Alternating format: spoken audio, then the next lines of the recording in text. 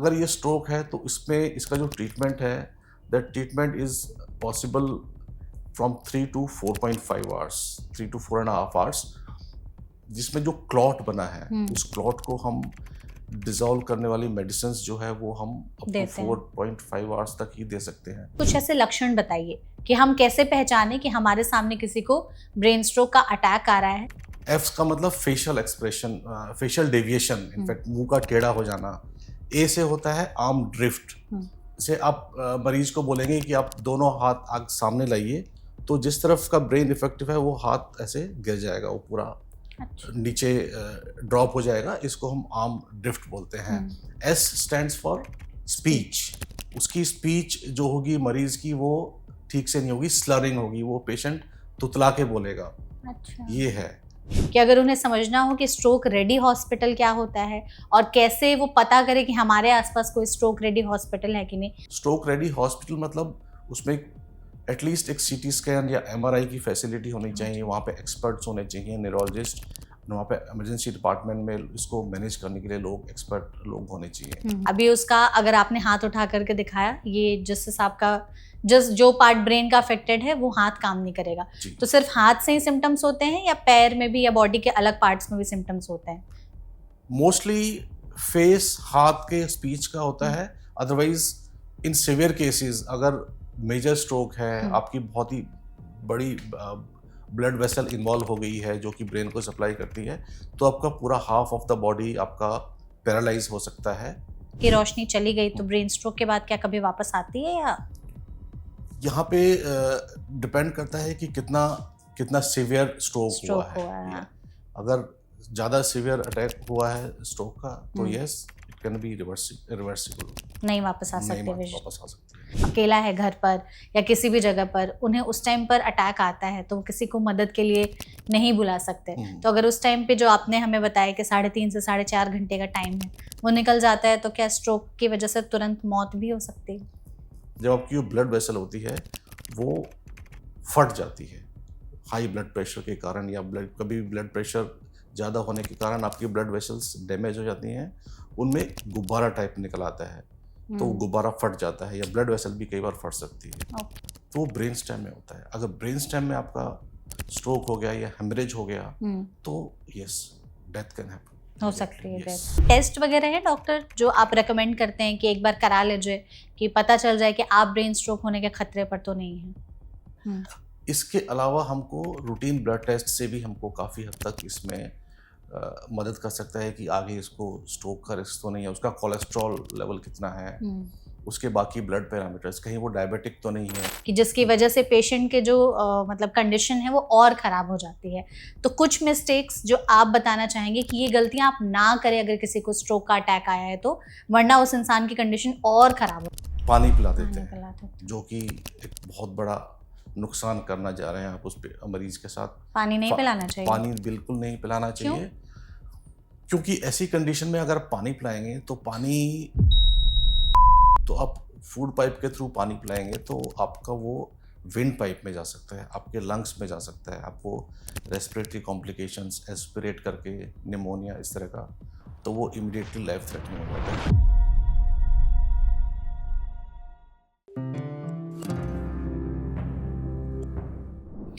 India में brain stroke के cases में जिस हिसाब से पिछले 10 सालों में बढ़ोतरी देखी गई है, ये हम सब के लिए जानना समझना बेहद जरूरी है कि अगर हमारे सामने किसी को ब्रेन स्ट्रोक का अटैक आ जाए तो हमें तुरंत क्या करना चाहिए, क्योंकि इस समय एक ऐसी इमरजेंसी सिचुएशन बन जाती है जिसमें बहुत सारे लोग समझ ही नहीं पाते कि ये ब्रेन स्ट्रोक है, इसके लक्षण हम कैसे पहचाने, और अगर किसी इंसान को अटैक आ रहा है तो उस टाइम पे हम ऐसी क्या चीजें करें ताकि उसे बचाया जा सके।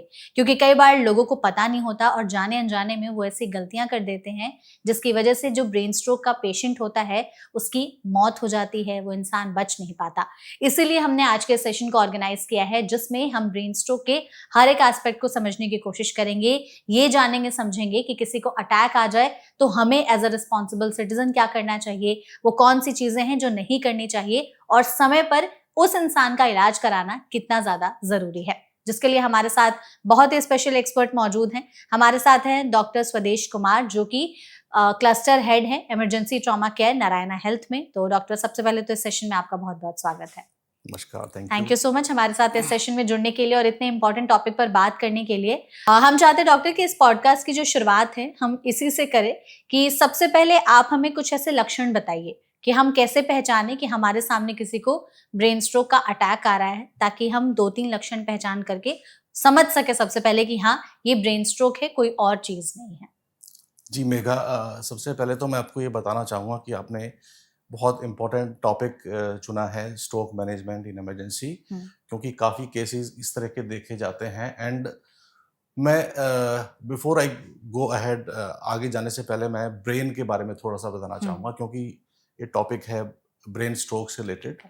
सो ब्रेन एक ऐसा ऑर्गन है जो कि आपकी पूरी बॉडी को कंट्रोल करता है। आपकी बॉडी के सारे फंक्शंस ब्रेन से कंट्रोल होते हैं। उसमें आपकी मूवमेंट्स, आपकी स्पीच, आपकी जो भी एक्टिविटी आप डेली करते हैं, आप जो सोचते हैं, इवन आप जो आपके इमोशंस, आपके फेशियल एक्सप्रेशंस, ये सब ब्रेन एक सेंटर है जो कि कंट्रोल करता है। यस, ब्रेन में डिफरेंट पार्ट्स होते हैं। जैसे अगर आपका विजन है, वो ऑक्सीपिटल पीछे वाला एरिया जो मैनेज करता है। फ्रंटल जो है वो थिंकिंग, आपकी एक्टिविटीज़, फिर आपका हियरिंग, ये सब अलग अलग बॉडी जो ब्रेन पार्ट हैं वो उसको मैनेज करते हैं। Now coming to brain stroke. Brain stroke क्या होता है, पहले तो मैं ये आपको बताना चाहूँगा। ब्रेन स्ट्रोक, हमारी बॉडी के जितने भी ऑर्गन्स हैं सबको ऑक्सीजन का सप्लाई चाहिए होता है फॉर देयर नॉर्मल फंक्शनिंग। तो उस जो ऑक्सीजन सप्लाई होती है वो ब्रेन में पहुंचाती है आपकी ब्लड वेसल्स, जो कि आपका हार्ट से कैरी करते हैं। तो ये ब्लड वेसल्स आपकी ब्रेन को ब्लड पहुंचाती हैं जो कि ऑक्सीजन देता है। सो इसमें कोई भी किसी तरह का बाधा आ जाना इस ऑक्सीजन सप्लाई में आपके ब्लड के द्वारा, आपको जो इससे जो प्रेजेंट करेगा, जो पेशेंट को तकलीफ होगी, वो वाला पार्ट ब्रेन का काम करना बंद कर देगा। वो दो तरह से हो सकता है, या तो ब्लड वेसल जो कि आपको ब्लड को के द्वारा ऑक्सीजन पहुंचा रहे, उसमें कोई क्लॉट आ जाए या वो फट जाए। तो ये उस ब्लड वेसल में जो क्लॉट आ जाना या उसका फट जाना, और उस ब्रेन के उस हिस्से पे वो ब्लड ना पहुंच पाना और ऑक्सीजन ना पहुंच पाना, इसको हम स्ट्रोक कहते हैं। So this is what brain stroke is. Okay. तो जैसे अगर हम लक्षण समझने की कोशिश करते हैं तो हम ही आपसे कुछ 3-4 ऐसे लक्षण पूछ लेते हैं। आप प्लीज बताइएगा कि क्या ये ब्रेन स्ट्रोक के लक्षण हो सकते हैं कि नहीं। अगर कोई इंसान हमारे सामने अचानक से बैठा हुआ है और उसका चेहरा टेढ़ा होने लगा और उसके चेहरे के जो एक्सप्रेशंस है वो बदलने लगे, क्या ये एक ब्रेन स्ट्रोक का लक्षण हो सकता है? तो हमने निमोनिक फास्ट है वो हमको देखना पड़ता है कि इस पेशेंट को स्ट्रोक है कि नहीं। एफ का मतलब facial expression, facial deviation, in fact मुंह का टेढ़ा हो जाना। ए से होता है आर्म ड्रिफ्ट। जैसे आप मरीज को बोलेंगे कि आप दोनों हाथ आग सामने लाइए, तो जिस तरफ का ब्रेन इफेक्टिव है वो हाथ ऐसे गिर जाएगा, वो पूरा नीचे ड्रॉप हो जाएगा। इसको हम आर्म ड्रिफ्ट बोलते हैं। S stands for speech. उसकी स्पीच जो होगी मरीज की वो ठीक से नहीं होगी, स्लरिंग होगी, वो पेशेंट तुतला के बोलेगा। ये है। Then coming to T. T is time.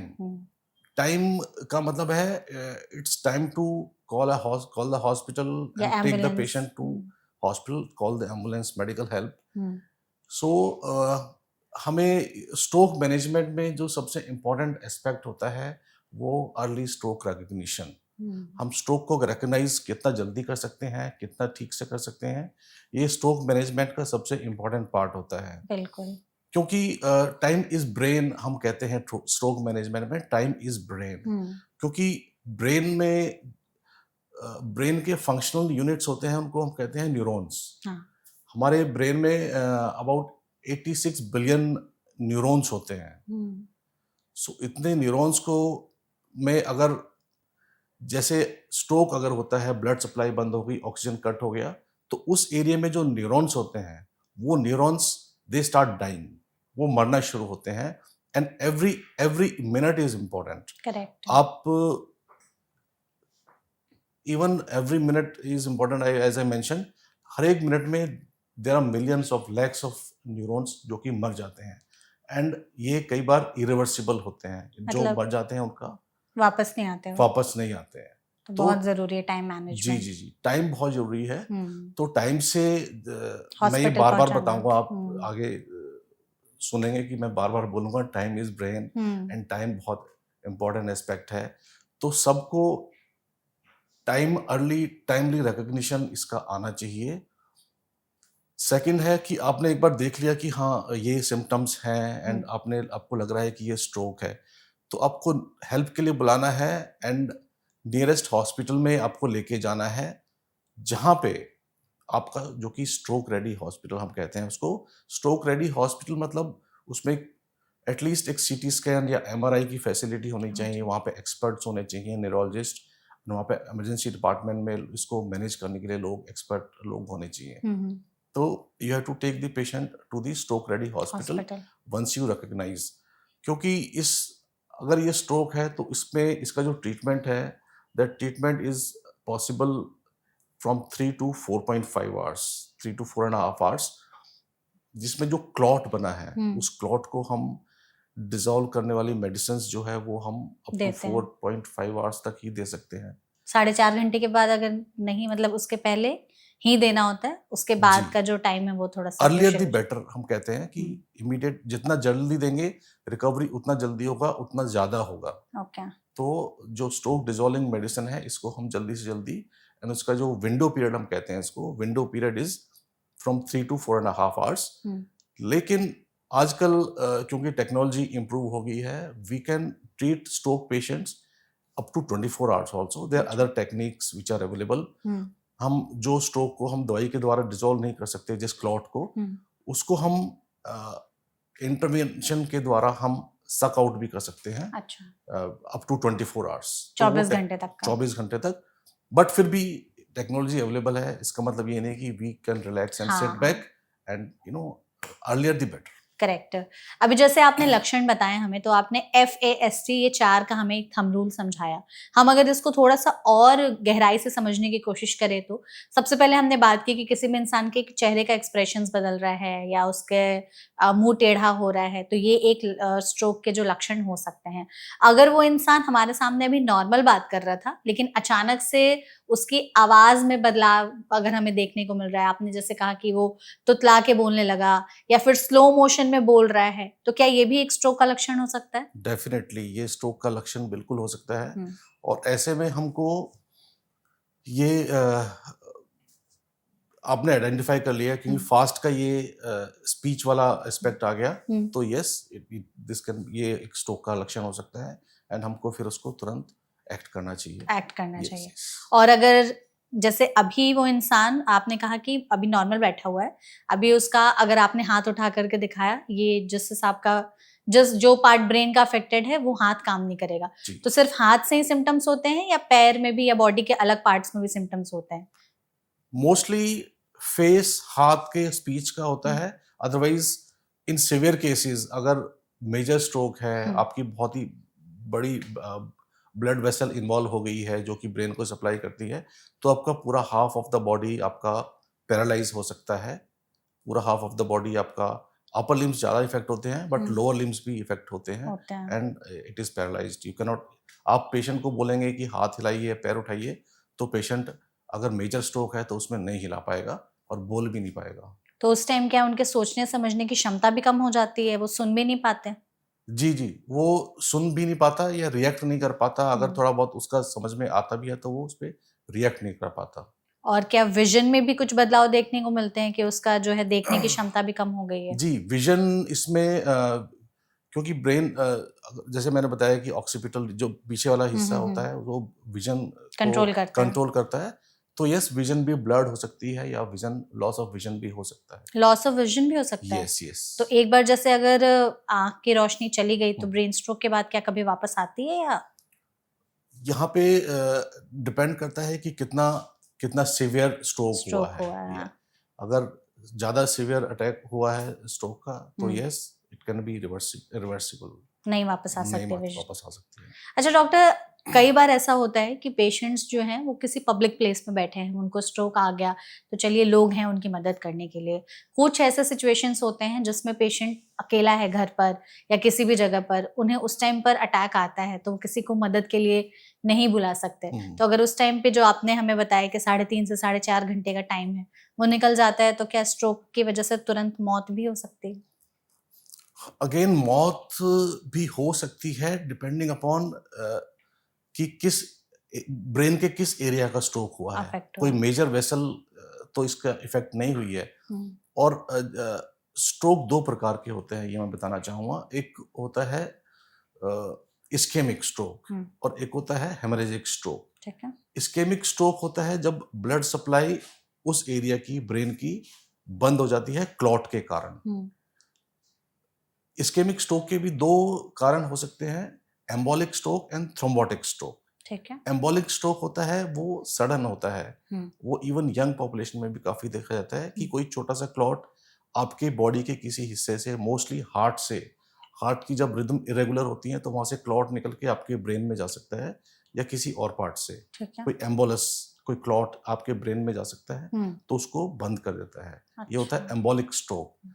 Thrombotic stroke होता है जब ओवर द ईयर्स आपकी जो ब्लड वेसल्स हैं वो नैरो होनी शुरू हो जाती है, उनमें प्लाक्स जमना शुरू हो जाता है। हम्म, तो ओवर द ईयर वो नैरो हो जाती हैं, देन सडनली उसमें या तो कोई छोटा प्लाक या वो बिल्कुल बंद भी हो जाती हैं। हम्म, तो ये थ्रोम्बोटिक स्ट्रोक है। एंड हेमरेजिक स्ट्रोक इज जब आपकी जो ब्लड वेसल होती है वो फट जाती है हाई ब्लड प्रेशर के कारण, या कभी भी ब्लड प्रेशर ज़्यादा होने के कारण आपकी ब्लड वेसल्स डैमेज हो जाती हैं, उनमें गुब्बारा टाइप निकल आता है, तो वो हम्म, गुब्बारा फट जाता है, या ब्लड वेसल भी कई बार फट सकती है। ओके। तो इस केस में अगर एक ब्रेन का बहुत ही वाइटल ऑर्गन होता है brain stem. Brain stem. Brain stem, hmm, yes. Brain stem आपका अ, जो मेन आपका जो बॉडी फंक्शन है जो आपकी लाइफ के लिए जरूरी है, जैसे कि रेस्पिरेशन, ब्रीदिंग, आपका हार्ट रेट, हार्ट को कंट्रोल करता है, तो वो ब्रेन स्टेम में होता है। अगर ब्रेन स्टेम में आपका स्ट्रोक हो गया या हेमरेज हो गया हम्म, तो यस, डेथ कैन हैपन हो सकती है इमीडिएटली। डेथ। यस आपने जैसे एक स्केमिक स्ट्रोक बताया और एक हेमरेजिक स्ट्रोक बताया, उस यस। दूसरे वाले के बारे में बताइए। हेमरेजिक हाँ। स्ट्रोक, हेमरेजिक स्ट्रोक मेगा तब होता है जब ब्लड प्रेशर किसी मरीज का बहुत बढ़ जाता है, तो बीपी। बीपी, यस, हाँ। बीपी बढ़ जाता है। कितना तक में चला जाता होगा फिर भी? बीपी एज हाई एज 200 से ऊपर, 200 से ऊपर? सिस्टोलिक ब्लड प्रेशर, यस, तो तुरंत 200 ब्रेन स्ट्रोक भी कर 220, सकता है? तो ब्रेन स्ट्रोक कर सकता है। कई बार ये ओवर द ईयर्स होता है कि वो ब्लड वेसल्स को डैमेज करता है, वहाँ पे हम्म, ब्लड को वेसल्स को वीक कर देता है, वो कमजोर हो जाती हैं और वो फट सकती हैं। तो ये तो प्रॉब्लम हो सकती है। Yes yes yes. अच्छा डॉक्टर, जैसे इसमें मिनी स्ट्रोक जैसा भी कुछ होता है क्या, कि एक मिनी ब्रेन स्ट्रोक भी आ रहा है, और आपने कहा कि कुछ कुछ ब्रेन स्ट्रोक इतने ज्यादा बड़े होते हैं या ब्रेन के उस हिस्से को इतना अफेक्ट कर दिए रहते हैं कि इंसान की तुरंत डेथ हो जाती है। तो ये मिनी स्ट्रोक फिर कितना ज्यादा हार्मफुल होता है, या उसको कैसे समझें हम? यस मेगा, मिनी स्ट्रोक हमारे पास काफ़ी आते हैं। हम्म, एंड मिनी स्ट्रोक एक वो कंडीशन होती है जिसमें कि इसको हम मेडिकल टर्मिनोलॉजी में TIA भी बोलते हैं, ठीक। Transient ischemic attack. Hmm, transient means comes and goes. Okay. तो कोई छोटा सा क्लॉट हम्म, आपकी बॉडी से कहीं से बना, आपके किसी ब्लड वेसल में ब्रेन को जो जा रही है उसमें जाके उसको स्टॉप कर दिया, हम्म, बट विद फ्लो वो जो छोटा क्लॉट है इट देन पासिस अवे। हम्म, तो ये एक तो जब जितना टाइम तक वो क्लॉट वहाँ पे रहता है हम्म, तो पेशेंट को उसी तरह के सिम्टम्स हो जाते हैं, जैसे कि फेस का टेढ़ा हो जाना, स्पीच का स्लर्ड हो जाना, आर्म ड्रिफ्ट होना। तो ये सब लक्षण सेम ट्रांजिएंट होते रहेंगे? हैं, लक्षण सेम रहते हैं। मैंने कुछ मरीजों को ऐसा भी देखा है कि वो उन्होंने अपने लिए चाय डाली, तो चाय तो उन्होंने डाल लिया बट वो कप को होल्ड नहीं कर पाए, कप गिर गया। तो अच्छा। उनको लाया गया, और जब उनको लाते हैं by the time they reach emergency हम उनको बोलते हैं कि हाँ आपका फेस ऐसे करके दिखाइए, वेरियस एग्जामिनेशन, देन आपको arm drift, then they do it normally. Okay, तो वो तो उतने ही देर के लिए उतनी स्ट्रोक देर आया के लिए था? था, बट ये it can extend up to कुछ मिनट से कई बार 1 घंटा 2 घंटा तक भी ऐसा हो सकता है कि वो क्लॉट अपने आप हो जाए। अप टू 24 आवर्स भी इसको कहते हैं, but that is rare. Mostly within few minutes या फ्यू आवर्स हो इट सकता गेट सब्साइडेड, एंड वो पेशेंट का जो फंक्शन है वो बिना किसी ट्रीटमेंट के खुद ही नॉर्मल ठीक हो हो जाता जाता है, है। इसको मिनी स्ट्रोक कहते हैं। तो मिनी स्ट्रोक के जो एपिसोड्स है वो कितनी बार फ्रीक्वेंटली हो रहे हैं, तो उसको आप लोग ट्रीटमेंट के लिए कंसिडर करते हैं कि हाँ थोड़ा सा अब जो है चिंता की बात हो गई है? यस यस, मिनी स्ट्रोक एक तरह से वार्निंग स्ट्रोक हम कहते हैं। हम्म, इट्स अ वार्निंग स्ट्रोक हाँ, कि हाँ, उस मरीज को एक टेंडेंसी है कि उसको स्ट्रोक हो हो सकता सकता है। है। यस, तो उसको हम हमारे एक्सपर्ट्स जो है न्यूरोलॉजिस्ट, वो उसको एग्जामिन करते हैं, उनका एमआरआई कराते हैं, उसके बाकी ब्लड टेस्ट कराते हैं, एंड उनको किसी ब्लड थिनर्स पे, मेडिकेशंस पे डालते हैं, जिससे कि इस तरह का इफेक्ट बाद में ना हो। बट यस, ये आगे वाले स्ट्रोक के लिए, मेजर स्ट्रोक के लिए आपको एक तरह से आगाह करता है, हाँ, वार्न करता है कि आपको ये बड़ा स्ट्रोक हो सकता है। आप रिस्क फैक्टर पर हो। Definitely yes. ओके। आपके पास जो भी मरीज आते हैं इमरजेंसी सिचुएशन में एकदम से, या उस कंडीशन में कि एकदम स्ट्रोक हो गया है, और जिस हिसाब से वो लक्षण बताते हैं, तो ऐसे कुछ 3-4 क्लासिकल सिम्टम्स हैं जो हमारी ऑडियंस हमेशा ध्यान में रख सकती है कि अगर हमारे आसपास में, फ्रेंड्स में या फैमिली में किसी को भी इस तरह के लक्षण दिखाई दे रहे, जरूरी नहीं है कि तुरंत स्ट्रोक के टाइम, पहले भी, तो वो उन्हें आगाह कर सके कि भाई एक बार तुम अपना थोड़ा सा इलाज करा लो, क्योंकि हो सकता है कि ब्रेन स्ट्रोक के लक्षण हैं। जी जी, देखो आपने बहुत अच्छा सवाल पूछा है मेरा कि अर्ली वार्निंग साइंस आप मेरे ख्याल से पूछना चाहते हैं। तो इसमें कई बार हमने देखा है कि कुछ मरीजों को बैलेंस का प्रॉब्लम होता है, जैसे बैलेंस चलने में उनका बैलेंस खराब हो जाता है। ओके। उनको हम बोलेंगे कि आप एक लाइन में चलिए, तो सीधे नहीं चल पाएंगे, ये होता है। उनको हेडेक होता है, कईयों को हेडेक इतना जोर से होता है कि उसको हम थंडर क्लैप हेडेक कहते हैं, कि सडन ऑनसेट होता है एकदम से। पहले नॉर्मल होता है, अचानक से तेज हेडेक शुरू हो गया, तो हम कोई मेडिसिन दे के उसको कम हो जाएगा ये सोच के उसको हम मेडिकल हेल्प नहीं लेते हैं। बट ये चीज़ें हैं जो they are warning signs, early warnings. अगर आपको ऐसा लगता है मेमोरी लॉस हो रहा है ग्रेजुअल, वो भी एक तरह का अर्ली वार्निंग स्ट्रोक की साइन। तरफ, यस इट इज ऑल्सो, ये भी एक तरह का एक अर्ली वार्निंग साइन है स्ट्रोक के लिए। तो हमको मेडिकल मदद लेने में कभी हेजिटेट नहीं नहीं करना होना चाहिए, चाहिए, तुरंत करेक्ट। हमको इसको एक्सपर्ट को दिखाना चाहिए। बिल्कुल। Yes. कुछ ऐसे स्क्रीनिंग टेस्ट वगैरह है डॉक्टर जो आप रेकमेंड करते हैं कि एक बार करा लीजिए, कि पता चल जाए कि आप ब्रेन स्ट्रोक होने के खतरे पर तो नहीं है? स्क्रीनिंग टेस्ट डेफिनेटली हमको कराने चाहिए। अगर हम्म, किसी को हेडेक रहता है कॉन्स्टेंटली, या किसी को विजन में कोई प्रॉब्लम रहता है, मेमोरी लॉस होता है, बैलेंसिंग जैसे मैंने बताया, बैलेंसिंग उसका खराब होता है, तो यस, स्क्रीनिंग टेस्ट हैं, उसके एमआरआई है, इमेजिंग है। इसके अलावा हमको रूटीन ब्लड टेस्ट से भी हमको काफ़ी हद तक इसमें मदद कर सकता है कि आगे इसको स्ट्रोक का रिस्क तो नहीं है, उसका कोलेस्ट्रॉल लेवल कितना है, उसके बाकी ब्लड पैरामीटर्स, कहीं वो डायबिटिक तो नहीं है। ओके। रिस्क फैक्टर्स की अगर बात करते हैं, तो क्या क्या हमें रिस्क फैक्टर्स होते हैं ब्रेन स्ट्रोक के? रिस्क फैक्टर्स इसमें होते हैं, किसी को अगर ब्लड प्रेशर बीपी की तकलीफ है, वो इसके लिए एक मेजर रिस्क फैक्टर होता है। किसी को डायबिटीज है, या किसी को ओबेसिटी, अगर किसी को मोटापा है, तो वो इसके लिए एक रिस्क फैक्टर हो सकता है। कुछ लोग स्मोकिंग करते हैं, alcoholism to also, that also to some extent risk factor for this stroke. Okay, तो ये सारे रिस्क फैक्टर्स पर लोग जो हैं वो रहते ही हैं। तो बिल्कुल। अगर उन्हें बीपी है, कोलेस्ट्रॉल हाई है, डायबिटीज है, या वो ओबीज हैं, और आपने जैसे कहा स्मोकिंग और अल्कोहल भी लेते हैं, जी तो ये सारे लोग हमेशा से रिस्क फैक्टर्स पे रहते जी हैं। जी, हम डेफिनेटली। अगर फैमिली हिस्ट्री की बात करते हैं, तो अगर फैमिली में किसी को स्ट्रोक हुआ रहता है, तो कितने % चांसेस होते हैं कि वो पास ऑन होगा आप में, और आप रिस्क पर हो ही?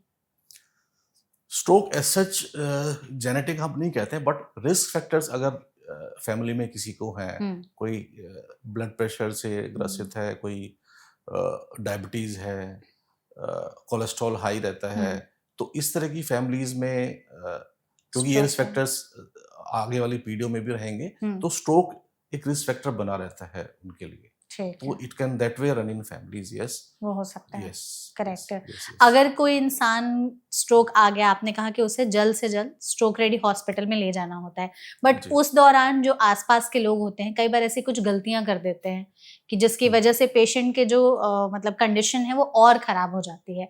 तो कुछ मिस्टेक्स जो आप बताना चाहेंगे कि ये गलतियां आप ना करें अगर किसी को स्ट्रोक का अटैक आया है तो, वरना उस इंसान की कंडीशन और खराब हो सकती है। जी जी, हम इनको मिथ्स कहते हैं कि किसी पेशेंट को इस तरह के सिम्टम्स आते हैं, जैसे आपने बोला स्ट्रोक लाइक सिम्टम्स आते हैं, तो कुछ लोग उसको बोलते हैं ये कुछ कुछ ऊपरी हो गया है, कुछ ऐसा कंडीशन है, सुपर नेचुरल पावर्स के कारण कुछ हो गया है। तो कई लोग उनको हॉस्पिटल ना ले जाके ऐसे अल्टरनेटिव मेडिसिन की तरफ लेके जाते हैं। काफ़ी लोग जो गलती करते हैं वो ऐसे मरीज को पानी पिला देते हैं, जो कि एक बहुत बड़ा नुकसान करना जा रहे हैं आप उस मरीज के साथ। पानी नहीं पिलाना चाहिए। पानी बिल्कुल नहीं पिलाना चाहिए, क्योंकि ऐसी कंडीशन में अगर पानी पिलाएंगे तो पानी आपका, यहाँ पे हम दो पाइप होते हैं, विंड पाइप और फूड पाइप। तो आप फूड पाइप के थ्रू पानी पिलाएंगे तो आपका वो विंड पाइप में जा सकता है, आपके लंग्स में जा सकता है, आपको रेस्पिरेटरी कॉम्प्लिकेशंस, एस्पिरेट करके निमोनिया इस तरह का, तो वो इमिडिएटली लाइफ थ्रेटनिंग हो जाता है। तो कभी भी ऐसे मरीज को जो कि आपको लग रहा है स्ट्रोक है, उसको आपको पहचान लिया है आपने, तो उसको एक तरफ करवट लिटा के कर दें और हेड थोड़ा सा एलिवेट कर दें 30 डिग्रीज। तो ये आप बेस्ट कर सकते हैं उस कंडीशन में। पानी नहीं पिलाएं और तुरंत हॉस्पिटल लेके जाएं। आपने स्ट्रोक रेडी हॉस्पिटल की बात की, आप इस पर एम्फेसिस भी कर रहे थे। थोड़ा सा हमारी ऑडियंस को बताइए कि अगर उन्हें समझना हो कि स्ट्रोक रेडी हॉस्पिटल क्या होता है और कैसे वो पता करे कि हमारे आसपास कोई स्ट्रोक रेडी हॉस्पिटल है कि नहीं, ताकि अगर किसी को स्ट्रोक आया है तो तुरंत सबसे पहले वो वहां जाकर के उनका इलाज करवाए। जी, स्ट्रोक रेडी हॉस्पिटल एक वो हॉस्पिटल होता है जहाँ पे कि स्ट्रोक से रिलेटेड, इस बीमारी से रिलेटेड सारे इक्विपमेंट्स हैं, सब एक्सपर्ट लोग मौजूद हैं वहाँ पे। सीटी स्कैन है, एमआरआई है, न्यूरोलॉजिस्ट जो कि इसके एक्सपर्ट होते हैं वहाँ पे अवेलेबल हैं। वहाँ की इमरजेंसी टीम ऐसी कंडीशन को ट्रीट करने के लिए, इमीडिएट जो फर्स्ट एड होता है उसके करने के लिए उनमें एक्सपर्टीज वहाँ पे अवेलेबल है।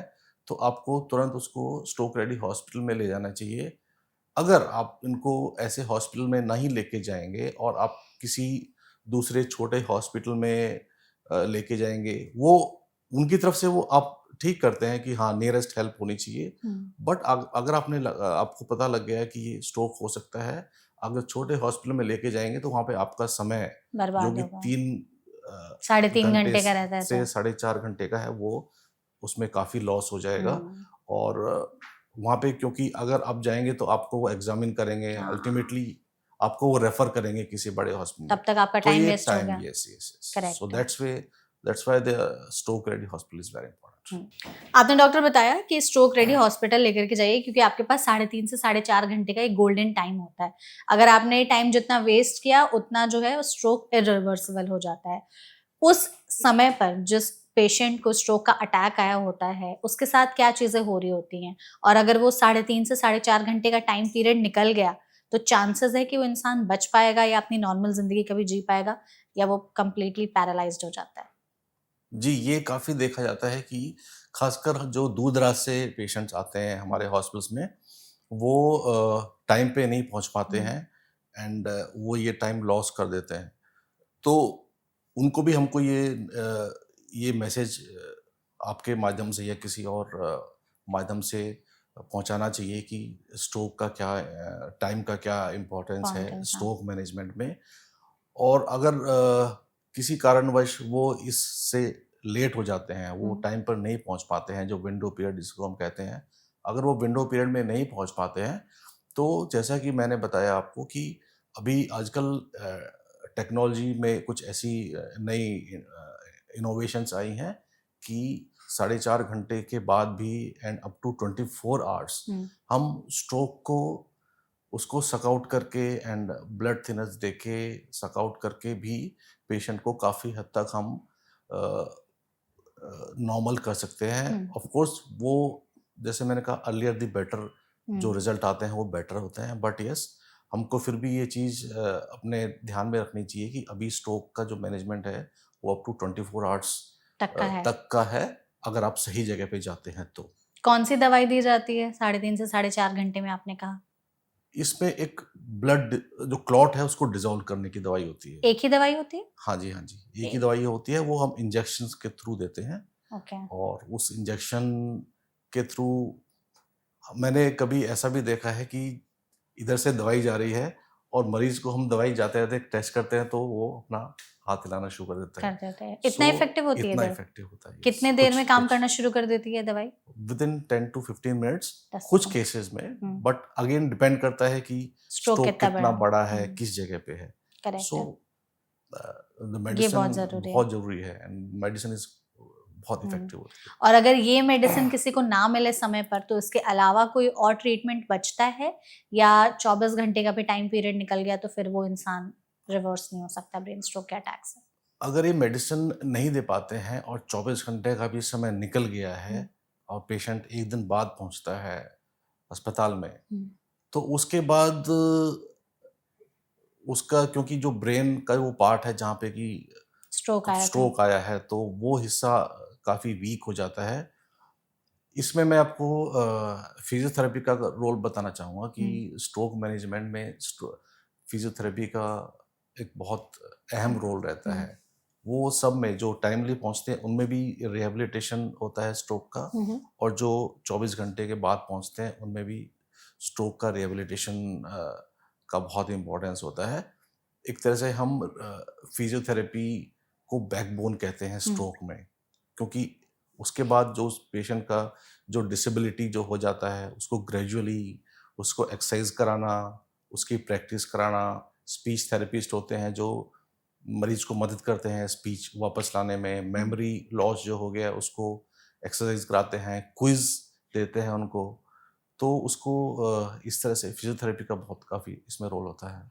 ब्रेन स्ट्रोक के मरीजों के लिए सबसे कंसर्निंग चीज डॉक्टर ये होती है कि उन्हें लगता है कि अगर उन्हें ब्रेन स्ट्रोक का अटैक आ गया तो फिर वो कभी नॉर्मल जिंदगी नहीं जी पाएंगे, वो हमेशा किसी न किसी पर डिपेंडेंट ही रहेंगे अपने डे टू डे एक्टिविटीज के लिए, क्योंकि कई बार कुछ पेशेंट्स होते हैं जो कम्प्लीटली पैरालाइज्ड हो जाते हैं और फिर उनकी जो नॉर्मल जिंदगी है वो कभी वापस नहीं आ पाती। लेकिन कुछ पेशेंट्स होते हैं ऐसे जो ठीक भी हो जाते हैं। तो ये कैसे समझा जाए कि ब्रेन स्ट्रोक का अटैक आपको कितना अफेक्ट किया है कि आप एक नॉर्मल जिंदगी जी सकते हैं, या फिर आप अब नॉर्मल जिंदगी नहीं जी सकते? जी, इसमें अगेन डिपेंड करता है कि कितना बड़ा स्ट्रोक है और आपकी रिकवरी कितनी पॉसिबल है। आपके जो एक्सपर्ट हैं वो इसके लिए आपको टाइम टू टाइम बताते रहते हैं। बट इसमें एक चीज़ और जो रोल प्ले करते हैं वो फैमिली मेंबर्स। फैमिली मेंबर्स का जो रोल है that starts from the very beginning. जैसे मैंने आपको बताया कि स्ट्रोक रिकग्निशन जो कि इस स्ट्रोक मैनेजमेंट का सबसे इम्पोर्टेंट पार्ट है, तो स्ट्रोक रिकग्निशन जो होता है उसको पहचानना कि ये स्ट्रोक है वो फैमिली मेंबर से स्टार्ट होता है। तो फैमिली मेंबर्स का रोल वहीं से स्टार्ट हो जाता है। वो उसको पहचाने, उसको हॉस्पिटल में लेके जाएं, उसका जो मेडिसिन है वो स्टार्ट हो, और उसके बाद जो रिहेबिलिटेशन प्रोग्राम होता है, क्योंकि स्ट्रोक जो कंडीशन होती है वो एक मरीज के लिए काफ़ी इमोशनल साइकोलॉजिकल काफ़ी डिस्टर्बिंग होती है। तो उसमें जो फैमिली मेंबर्स का रोल होता है वो बहुत ही अहम होता है। उसमें उनको कैसे सपोर्ट करना है, उनको रीअश्योरेंस करना है, उनको हमेशा उनका हिम्मत बंधा के रखना है, उनकी डे टू डे एक्टिविटीज़ में हेल्प करना है और उनको हर तरह का सहायता प्रदान करना है, but at the same time उसको ओवर प्रोटेक्टिव नहीं होना है। कई बार हम पेशेंट को इतना ज़्यादा ओवर प्रोटेक्टिव हो जाते हैं कि वो पेशेंट को खुद भी जितना पेशेंट अपना कर सकता है उसको करने देना चाहिए। ओवर प्रोटेक्टिव से फिर पेशेंट थोड़ा सा लगता है कि वो कहीं पे वो बर्डन तो नहीं है समाज पे या अपने रिश्तेदारों पे। एक चीज और हम चाहेंगे कि आप हमारे ऑडियंस को जरूर बताएं कि ब्रेन स्ट्रोक जो है वो ब्रेन के किस हिस्से को कैसे अफेक्ट करता है, या कहाँ अटैक आता है तो ब्रेन का कौन सा हिस्सा डैमेज होता है और उससे होने वाली जो दिक्कतें हैं वो क्या होती हैं। जैसे आपने कहा कि अगर इस हिस्से में हुआ तो मेमोरी लॉस हो सकती है, तो ये थोड़ा सा बताइए कि किस हिस्से को कैसे डैमेज करता है स्ट्रोक। जी जी जी, जैसे मैंने बोला कि ब्रेन का हर एक हिस्सा अलग अलग एक्टिविटीज करता है। जो आपका फ्रंट वाला जो एरिया है, फ्रंटल एरिया, वो आपका आपकी जो स्पीच होती है वो स्पीच में हेल्प करता है। आपकी वॉलंटरी मूवमेंट जो होती हैं, आपकी वॉलंटरी मूवमेंट्स को वो करता है, कंट्रोल करता है। आपके emotions, then coming to parietal area होता है, टेम्पोरल एरिया होता है। वो यहाँ पे अगर टेम्पोरल ये साइड वाला एरिया होता है, यहाँ पे हियरिंग के सेंटर्स होते हैं, तो वो उसमें आपका बैलेंसिंग ऑर्गन्स होता है। तो अगर स्ट्रोक इधर का होगा तो आपको बैलेंस करने में हियरिंग लॉस हो जाएगा। सिमिलरली अगर आप बैक में जाते हैं बैक वाला जो पोर्शन होता है वो आपका विजन के लिए होता है, उससे आप देख पाते हैं, विजन सेंटर वहाँ पे होता है। तो वो अगर इफेक्ट होता है तो आपकी जो नज़र है वो जा सकती है, आपकी देखने की शक्ति या कमज़ोर हो सकती है। इसके अलावा मैंने आपको बताया था कि ब्रेन स्टेम, हाँ। जहाँ से भी आपके 2 मेन फंक्शन बॉडी के कंट्रोल होते हैं, ब्रीदिंग पार्ट और आपका हार्ट जहाँ से कंट्रोल होता है, दैट इज ब्रेन स्टेम। तो ब्रेन स्टेम का अगर इफेक्ट होता है स्ट्रोक के कारण तो इंसान के लिए जानलेवा हो सकता है, इंसान कोमा में जा सकता है या उसका डेथ हो सकता है। कोमा में या डेथ भी हो सकती है Yes, ब्रेन yes, स्ट्रोक से? बिल्कुल, यस। ओके। जी। तो अगर हम चाहते हैं कि हम खुद को ब्रेन स्ट्रोक के खतरे से बचा करके रखें, क्या ऐसी कुछ चीजें हैं जो हम हमेशा ध्यान में रख सकते हैं और अपने लाइफस्टाइल में इम्प्लीमेंट कर सकते हैं खुद को या हमारी फ्रेंड्स या फैमिली मेंबर्स को ब्रेन स्ट्रोक के खतरे से बचाने के लिए? जी, ये सवाल काफ़ी पूछा जाता है मुझे और मैं इसका हमेशा एक ही जवाब देता हूँ कि एक नॉर्मल लाइफस्टाइल, हेल्दी लाइफस्टाइल हम जिसको कहते हैं, वो इसके लिए बहुत ज़रूरी है। हेल्दी लाइफस्टाइल से क्या होगा, आपके जो रिस्क फैक्टर्स हैं, आपका जो ब्लड प्रेशर है, आपका डायबिटीज़ है, आपका कोलेस्ट्रॉल कंट्रोल में रहेगा, आपका वज़न कंट्रोल में रहेगा, आपके जो बाकी कोई रिस्क फैक्टर और नहीं रहेगा। आपका अगर कोई स्मोकिंग हैबिट है या अल्कोहल है, तो इनको भी अगर आप देखें कि इनसे अगर आप छुटकारा पा सकते हैं तो काफ़ी हद तक आप इसको कंट्रोल में कर सकते हैं। ठीक है। जी, जी। बिल्कुल। 2 चीज़ें हम चाहते हैं डॉक्टर कि आप हमें ज़रूर बताएँ कि ब्रेन स्ट्रोक में वो क्या ऐसी चीज़ें हो जाती हैं कि जो पेशेंट है वो तो या पैरालाइज़्ड हो जाता है या ज़िंदगी भर के लिए कोमा में चला जाता है? जी। अ, अगर टाइमली उपचार नहीं होने पे अगर समय पर उसको आप अस्पताल नहीं ले जा पाए तो डेफिनेटली कुछ इरिवर्सिबल कंडीशंस होती हैं कि उसको जो पैरालाइज होता है वो, but over a period of time कुछ फिजियोथेरेपी से या कुछ डॉक्टर्स की मेडिकेशन से अगर वो रेगुलर फॉलो अप करता है, अपने डॉक्टर को समय समय पर दवाई लेता है, जो भी उसको एडवाइस की गई हैं, तो उसमें डेफिनेटली पैरालिसिस वाला जो फैक्टर है वो भी कुछ हद तक वापस उसमें किया हो वापस सकता है। आ सकता है। और कोमा में चला गया एक बार तो? कोमा में चला गया है तो उसमें कई बार जो इफेक्ट होता है, यस दैट इज इरिवर्सिबल। आप वो इतना बेड रिडन हो जाता है कि वो अपनी जो डेली एक्टिविटीज है वो भी नहीं कर पाता है। तो ये बहुत ज़्यादा सीरियस Yes, कंडीशन ये हो सीरियस जाती है। कंडीशन होता है। इसीलिए हमने सेशन को भी ऑर्गेनाइज किया है ताकि लोग ब्रेन स्ट्रोक के, जैसे आपने हमें अर्ली वार्निंग साइंस बताए, उनको समझ करके और समय पर हॉस्पिटल में ले जा करके इलाज कराना कितना ज़्यादा ज़रूरी जी। है। आप क्लस्टर हेड हैं इमरजेंसी ट्रॉमा केयर में, तो आए दिन आपके पास तो ऐसे केसेस आते ही होंगे कि लोग एकदम इमरजेंसी सिचुएशन में होते हैं। तो हम चाहते हैं डॉक्टर के पास जाते-जाते आप हमारी ऑडियंस को एक गोल्डन रूल या मंत्रा ज़रूर बता दें कि ब्रेन स्ट्रोक अगर आ गया है तो क्या वो चीज़ें करे और टाइमली अस्पताल पहुंचना कितना ज़्यादा ज़रूरी है, ताकि अगर किसी को आया भी है स्ट्रोक तो इंसान जो है उसका बचा सके या उसका तुरंत इलाज करवा जी, सके। जी। ये मैसेज मैं आपके माध्यम से सभी दर्शकों को बताना चाहता हूँ कि टाइमली रिकॉग्निशन, टाइमली पहचानना, स्ट्रोक के फंक्शन जो भी सिम्टम्स होते हैं उनको टाइमली पहचानना, मुंह का टेढ़ा होना, तुतलाना और हाथ पैरों में कमजोरी आना, अगर ऐसा आपको लगता है तो तुरंत आपको स्ट्रोक रेडी हॉस्पिटल में लेके जाना चाहिए मरीज को। और इसके अलावा जो मरीज के जो कि हम काफ़ी हमें दिक्कत आती है मरीज का जो मेडिकेशंस उसकी चल रही है, जो उसका रिकॉर्ड है ऑलरेडी, जो उसका मेडिकल रिकॉर्ड है, अगर कुछ उसकी दवाइयाँ चल रही हैं तो वो कई बार हमको नहीं मालूम चल पाता है कि कौन सी दवाइयाँ हैं, कब इसका पहले से कोई और दिक्कत तो नहीं है, पहले कोई सर्जरी तो नहीं हुई है, कोई मेजर सर्जरी या और कोई दवाइयाँ चल रही हैं, तो इसका भी नॉलेज अगर वो सब अपने मरीज के लिए रखेंगे तो एक काफ़ी मदद मिलती है हमको उसको ट्रीटमेंट करने में। बिल्कुल।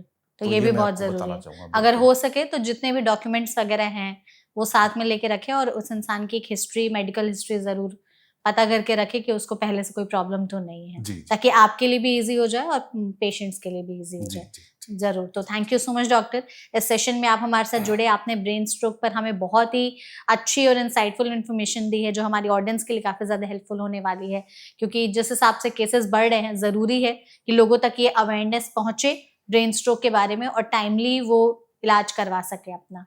तो I hope you enjoyed the session. Definitely, and मैं आपको भी थैंक यू बोलना चाहूँगा कि Thank you. आपने इतने इम्पोर्टेंट टॉपिक के लिए मेरे को यहाँ बुलाया, and thank you so much. Audience, अगर आपको ये वीडियो अच्छी लगी हो तो इसे अपने फ्रेंड्स और फैमिली तक शेयर जरूर करिएगा। ब्रेन स्ट्रोक के बारे में हमने बहुत ही डिटेल इन्फॉर्मेशन आपको इस पॉडकास्ट के जरिए पहुंचाने की कोशिश की है। ऐसे और भी पॉडकास्ट के लिए हमारे चैनल NBT लाइफ को सब्सक्राइब करना मत भूलिएगा। Thank you so much.